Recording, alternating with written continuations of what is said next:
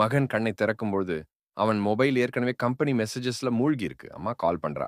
ஆனால் அவன் சொல்றான், "அம்மா லேட்டர் பேசலாம். மீட்டிங் போகணும்." அந்த லேட்டர் தான் ஒரு நாள் நெவர் ஆகிவிடும் என்று அவனுக்குத் தெரியாது. அம்மா சின்ன பாட்டி மாதிரி வீட்ல தனியா பேசிக்கிட்டு இருப்பா. என் பையன் பிஸியா இருக்கான். சரி, நாளைக்கு பேசுவான். அந்த நாளை ஒருபோதும் வராது அப்படின்னு அவளுக்குத் தெரியாது. அந்த மாலை அவன் ஆபீஸ்ல இருந்தபோதே ஒரு அன்னோன் நம்பர் கால் வருதோ, "அண்ணா, உங்க அம்மா ஹாஸ்பிடல்ல இருக்காங்க." அவனோட மனசு உடைந்து போகுது. அவன் அதே செகண்ட் ஃப்ளைட்ல போக முயற்சிக்கிறான். அவன் ஓடி ஹாஸ்பிடல் வந்தான். சின்ன ஆக்ஸிஜன் மாஸ்க்ல அம்மா சிரிக்க முயற்சிக்கிறா. அவன் கைய பிடிச்சு மெதுவா சொல்றா, "பிஸியா இருந்தா பரவாயில்லப்பா. ஆனா நல்லா இருந்தியா?" அவன் கண்ணீர் அடக்க முடியல. அம்மா மெதுவா சொல்றா, "எப்போனும் பசிக்காதே. உனக்கு சாப்பாடு பண்றவ இல்லைன்னா, நெனச்சுக்கிட்ட சாப்பிடுப்பா." அந்த வார்த்தை தான் அவனோட வாழ்நாள் எக்கோ ஆகிவிடுது.